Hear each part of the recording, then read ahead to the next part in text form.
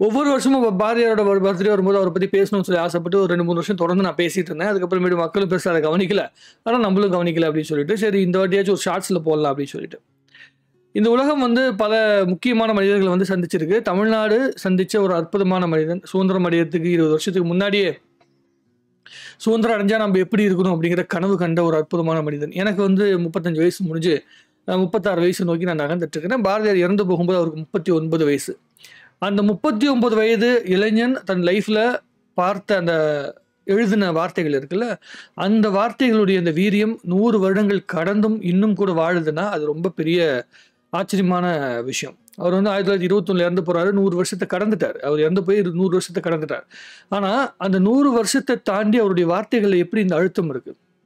அந்த தேடிச்சோறு நின்று பல சின்னஞ்சிறு கதைகள் பேசி அந்த வார்த்தைகளை கேட்கும்போது, அந்த நான் வீழ்வேன் என்று நினைத்தாய் அப்படிங்கிற வார்த்தை கேட்கும்போது, செந்தமிழ்நாடு எனும் பொதுநிலை என்பது என் வந்து பாய்து காதினிலை அப்படிங்கிற வார்த்தை கேட்கும்போது, அது ஒவ்வொரு வார்த்தைகளுக்குள்ளேயுமே இருக்கிற அந்த அழுத்தமான சிந்தனை இருக்குல்ல, அது ரொம்ப ரொம்ப ஆச்சரியமானது. ஏன்னா இந்த சமூகம் ஒட்டுமொத்தமா நிராகரிக்கப்பட்ட ஒரு மனிதனாக அவர் வாழ்ந்துட்டு இருந்திருக்காரு. இப்போ இருக்கிற பெரிய பெரிய கவிஞர்கள் இருக்காங்க. அவங்களுக்கு கிடைச்ச வசதிகள், வாய்ப்புகள், என் பேப்பர் வாங்க கூட காசு இல்லாம வாழ்ந்துட்டு இருந்த ஒரு கவிஞனுக்குள்ள எவ்வளவு சிந்தனைகள் இருக்கு. நான் ஒவ்வொரு வாட்டியும் நான் சொல்லுவேன் ஒவ்வொருத்தங்கிட்டையும், நம்ம வந்து பார்த்துட்டு இருக்கிற கவிதைகள் எல்லாமே நம்ம பார்க்கிற படிக்கிற கவிதைகள் எல்லாமே ஒரு பேப்பர்ல எழுதுனது மட்டும்தான். அவருக்கு அந்த பண உதவி கிடைக்காமல், அவர் எழுதுறதுக்கான உதவிகள் கிடைக்காம, அவர் வந்து பார்த்தீங்கன்னா, காத்தோரம், நிலத்தோரம் போயிட்டு மலை மேல உட்காந்துக்கிட்டு அவர் பாடின எத்தனை கவிதைகள் காத்தோட கரைஞ்சு போயிருக்கும் அப்படின்னு நமக்கு தெரியாது. இந்த சமூகம் வாழும்போது மறந்த முக்கியமான மனிதன் வந்து பார்த்தீங்கன்னா, பாரதி அப்படின்னு நான் பார்க்குறேன். அவருடைய கதையை நம்ம பார்க்கும்போது, நம்ம நிறைய பேர் சொல்றாங்கல்ல, ஒரு பிராமண சமுதாயத்திலேருந்து பிறந்தவங்க அவங்க தான் வந்து நம்மள வந்து இது பண்ணாங்க, டாமினேட் பண்ணாங்க அப்படின்னு சொல்லிட்டு, அந்த தான் பிறந்த சமூகத்தையே எதிர்க்கிற துணிவு, அந்த சமூகத்துக்குள்ள இருந்த அந்த ஏற்றத்தாழ்வுகளை வந்து எதிர்த்து தனி மனிதனாக வந்து ஒருத்தர் வந்து குரல் கொடுத்திருக்காருன்னா அது சாதாரண விஷயம் இல்லை. அது சாதாரண ஒரு மனிதனால் இங்க நடக்கிற காரியமே இல்லை. வந்து சில பேர் சொல்லுவாங்க பாரதியாருங்கிற வந்து பார்த்தீங்கன்னா இந்த யுகத்துக்கான ஒரு கவிஞன். இப்போ இருக்கிற பல கவிஞர்கள் 80 வயசுல கூட செய்ய முடியாத விஷயத்த அவர் வந்து 39 வயசுக்குள்ள செஞ்சு முடிச்சிருக்காரு அப்படிங்கிறது தான் இங்க ஆச்சரியமான விஷயம். பாரதியாருக்கு பிறகு பாரதிதாசனுக்கு பிறகுலாம் அவ்வளவு ஒரிஜினலான வார்த்தைகளோட கவிதைகள் எழுதினவங்க. அதாவது நீங்க 1921 பாரதியார் இறந்து போறாருன்னு சொல்றோம் அப்படின்னா, அவர் எழுதின பல கவிதைகள் 1910 1915 வந்த கவிதைகள் தான் நிறைய நம்மகிட்ட கிடைச்சிருக்கும். நீங்க அந்த நேரத்துல வந்த புத்தகத்தை எடுத்து படிச்சு பாருங்க, ரொம்ப ரொம்ப ஆச்சரியப்படுவீங்க. அந்த தமிழ் எழுதின வார்த்தைகள் பார்த்தீங்கன்னா ஒரே நடையே செய்யுள் மாதிரி இருக்கும். ஆனா பாரதியாருடைய அந்த செய்யுள்களே வந்து பார்த்தீங்கன்னா அது வந்து சாதாரண மக்கள் படிக்கும்படி புரியும்படி அவர் எழுதினார். அது எப்படின்னு என்னால் இது வரைக்குமே வந்து பண்ண முடியல, யோசிக்கவே முடியல.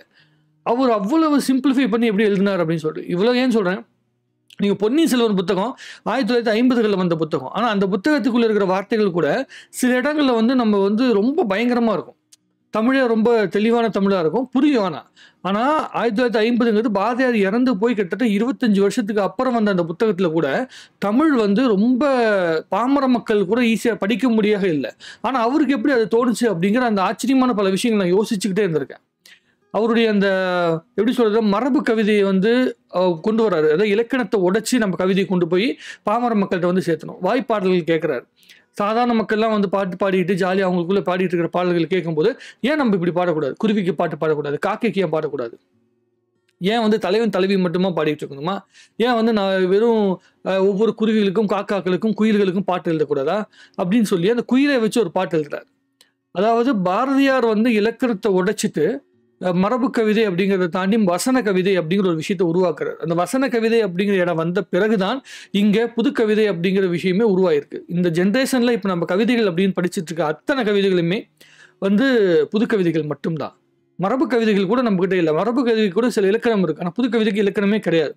நீங்க செய்யுள் பிரிக்கணும்னு அவசியம் கிடையாது, பாசீர்னு பிரிக்கணுங்கிற அவசியம் கிடையாது, எதுவுமே கிடையாது. உங்களுடைய மனதிற்கு தோன்றுகின்ற கருத்துக்களை கவிதை நடையில சொல்லணும். அதாவது இந்த ஒரு இடம் இருக்குன்னா அதை பார்த்து ரசிச்சு பேசணும், அவ்வளவுதான். அதாவது ஒவ்வொரு மனிதனுடைய மனசை நெருங்கும்படியான வார்த்தைகள் எது இருக்குதோ அதுதான் கவிதைகள் அப்படிங்கிற ஒரு மிகப்பெரிய பிளாட்ஃபார்மை அவர் உருவாக்கியிருக்காரு. இதெல்லாம் எப்படி ஒரு மனுஷனால அந்த டைம்ல யோசிக்க முடிஞ்சுது அப்படிங்கிறத நான் ரொம்ப ரொம்ப ஆச்சரியப்பட்டேன். நீங்க அறிவியல் உலகத்துல பாத்தீங்கன்னா நீங்க வந்து எடிசன் எல்லாருமே புகழ்வாங்க. எடிசன் மாதிரியான ஒரு அற்புதமான ஒரு மனிதரே கிடையாது, அவர் மாதிரி ஒரு இன்வென்டரே கிடையாதுன்னு சொல்லுவாங்க. ஆனா டெஸ்லாவை பத்தி பேசாம இருக்கவே மாட்டாங்க. டெஸ்லாவை பல பேருக்கு தெரியவே தெரியாது. நிக்கோலா டெஸ்லா அப்படிங்கிறவர் வந்து பார்த்தீங்கன்னா கிட்டத்தட்ட 200 பேட்டனுக்கு மேலே அவர் கையில் இருக்குது. அதாவது எடிசன் கண்டுபிடிச்ச அந்த பல்புகளுக்கு உண்டான அந்த எடிசன் வந்து நம்ம என்ன சொல்கிறோம், பல்பு கண்டுபிடிச்சி எடிசன் சொல்லி சொல்கிறோம்ல, அதுக்கான ரிசர்ச்சில் மிகப்பெரிய இடத்துக்குள்ளே வந்து பார்த்தீங்கன்னா டெஸ்லாவும் உள்ள இருந்திருக்காரு. இப்போ ஆல்டர்னேட் கரண்ட்னு சொல்லி வந்து நம்ம இப்போ உருவாக்கிட்டு இருக்கோம்ல, இப்போ நம்ம யூஸ் பண்ணிட்டு இருக்கிற எல்லா கரண்ட்டுமே அது ஆல்டர்னேட் கரண்ட் தான். அதை வந்து எதிர்த்தவர் தான் எடிசன், டிசி கரண்ட்னு சொல்லிட்டு அதில் தான் இருந்தார். ஸோ பாரதியார் என்னன்னா, அவர் வந்து எனக்கு தெரிஞ்ச வரைக்கும் இந்த தமிழ் சமூகத்தின் நிக்கோலா டெஸ்லா அப்படின்னு நான் சொல்லுவேன். அதாவது அறிவியலுக்கு எப்படி டெஸ்லாவோ அதே மாதிரி இந்த தமிழுக்காக வந்து பாரதி. ஆனால் அது எல்லாத்தையும் தாண்டினவர் தான் பாரதி. ஏன்னா எல்லாரும் ஒரு வகையில் யோசிச்சுட்டு இருக்கும்போது நம்ம இப்படி யோசிக்கக்கூடாது, இதையும் தாண்டி மக்களுக்கு சிம்பிளிஃபையான விஷயத்தை கொடுத்தாகணும்.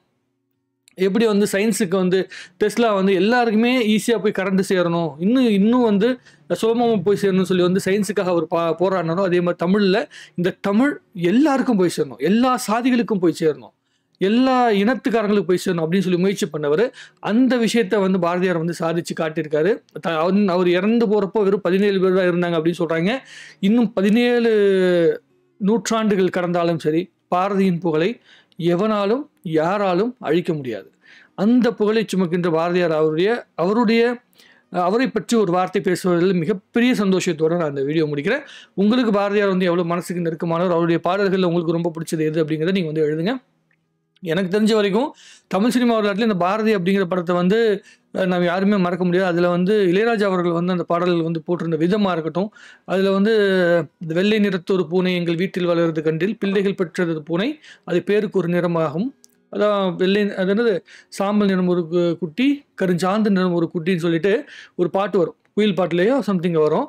அது வந்து அந்த ஒவ்வொரு குட்டியுமே வந்து ஒரு பூனை பிறக்கிறதுனா அந்த பூனையுடைய கலரை வச்சு நம்ம வந்து எப்படி கலர் வச்சு வந்து நம்ம எப்படி வந்து அதோடைய குணத்தை வந்து வர்ணிக்க முடியாது. அதே மாதிரி மனுஷங்களுக்குள்ள இருக்க ஜாதியை வச்சு அவங்களை பிரித்து பார்க்கக்கூடாது அப்படிங்கிற விஷயத்த ரொம்ப சர்வசாதாரணமான வார்த்தைகளை வந்து சொல்லியிருப்பாரு.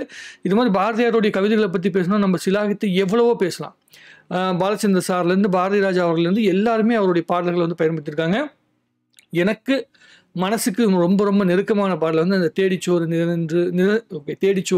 நிறந்தென்று பல சின்னஞ்சிறு கதைகள் பேசி மனம் வாட பல செயல்கள் சென்று அப்படின்னு சொல்லிட்டு ஒரு பாட்டு ஒன்று வரும்ல, நான் வீழ்வேன் என்று நினைத்தாயோங்கிற அந்த வார்த்தை இருக்குல்ல, அதுதான் எனக்கு மனசுக்கு ரொம்ப நெருக்கமான பாடல். டக்குன்னு சொல்ல வரல, ஃப்ளோவில் பேசிட்டுருக்கனால மிஸ் ஆகி போச்சு. ஸோ அந்த மாதிரி உங்களுக்கு மனசுக்கு நெருக்கமான பாடல்கள் என்ன அப்படிங்கிற விஷயத்தை வந்து நீங்கள் கமெண்ட்ல எழுதுங்க. நம்ம இன்னும் நிறைய பேசுவோம். ஒவ்வொரு டிசம்பர் 11 அன்னைக்குமே வந்து பாரதியாரை பற்றி நம்ம கொஞ்சம் யோசிக்கணும், அவரை பற்றி ஒரு சிந்தனை வச்சுக்கணும், அவருடைய அந்த உத்வேகத்தையும் அவருடைய அந்த தமிழுக்கான அவருடைய சேவையும் நம்ம வந்து மனசுக்கு நெருக்கமாக வச்சுக்கணும் அப்படிங்கிற மாதிரி தான் சொல்லிட்டு வீடியோ முடிக்கிறேன். உங்களுடைய கருத்துக்கள் வந்து கமெண்ட்ல எழுதுங்க, இன்னும் நிறைய பேசுவோம். வாழ்க தமிழ்நாடு, வாழ்க தமிழ் மக்கள், வாழ்க தமிழ்.